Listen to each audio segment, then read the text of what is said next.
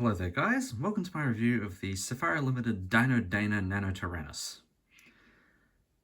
Of course, I was originally, when I was playing this, going to start this review with a whole thing on whether or not this animal is real, but as of last year's study, I don't have to do that. But there are obviously some things with this guy which don't quite line up, because this was made at a particular time and in the show or movie or whatever it is, I think it's a movie, it's in there for a very specific purpose.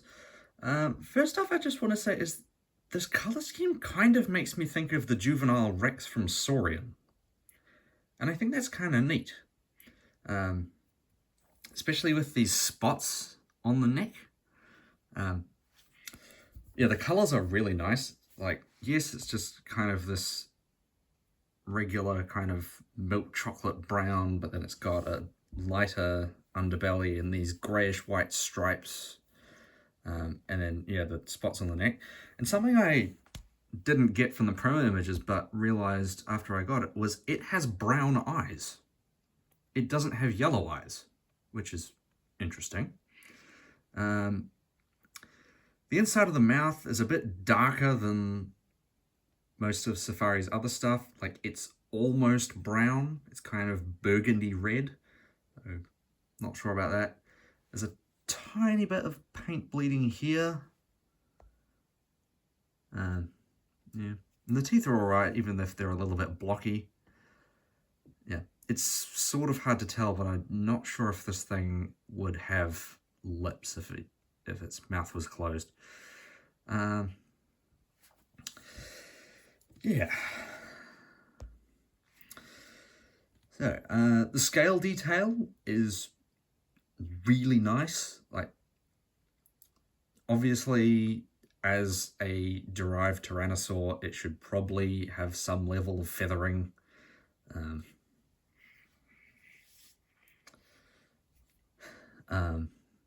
But I don't know, it's okay. It's got these nice little feature scales scattered across its body, except they're not too noticeable. It does have scoots on the toes, but I've gone over that before. And it's got these kind of nice, it's got this kind of nice rugose texture on the nasal, which, obviously, like, as of last year, we kind of usually restore Nanotyrannus with more prominent brow horns, like almost Albertosaurine-like, or like those of Alioramus or Electrosaurus. Are you going to focus?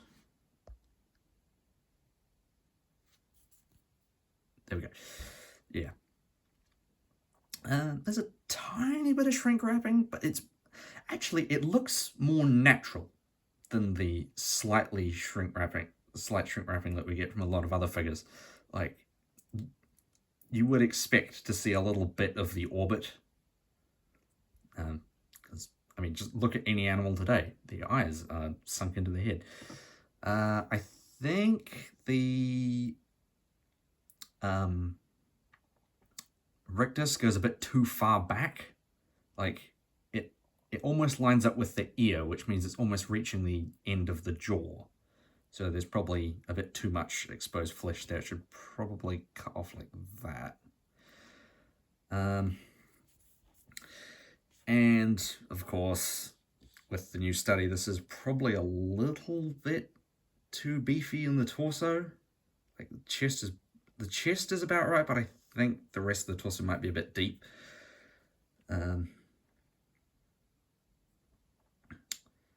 Yeah. But of course, this is not a mainline Safari figure, so getting into some size comparisons. Got the Collector Juvenile Rex, and the Papa Running Rex. These actually kind of make a good trio.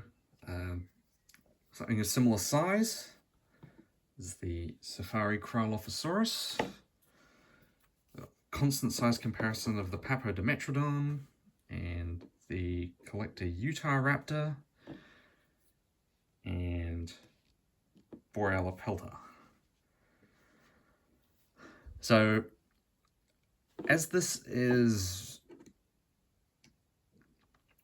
well, you could argue it's 1/30 scale because it's about 20 centimeters long. So if it was 1/30 scale, it would be almost 1-to-1 for Jane, which is the holotype. But it could also be a slightly different scale and be a 7-meter individual.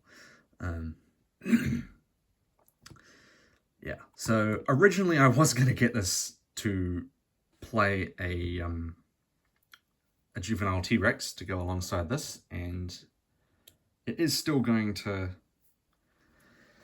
do that role, but the first project I bought it for, which is my short film One More Day, it is going to be a Nanotyrannus, and then in a future series it will also play a Nanotyrannus.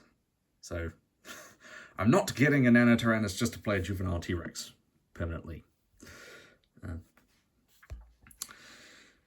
Yeah, I've never seen Dino, so I don't really know how to talk about it in the context of that piece of media, but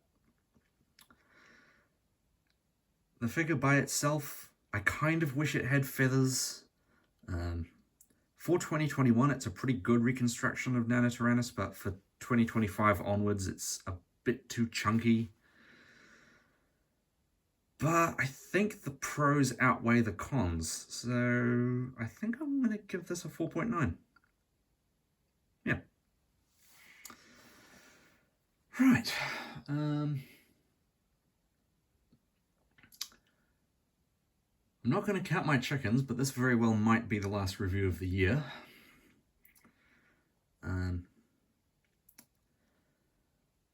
So next time you see me in any sort of figure-related stuff will probably be the next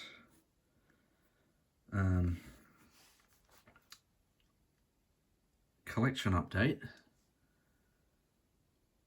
I have no idea when that's being made, but at this point I've got 18 or 19 new things. So I guess I'll see you next time.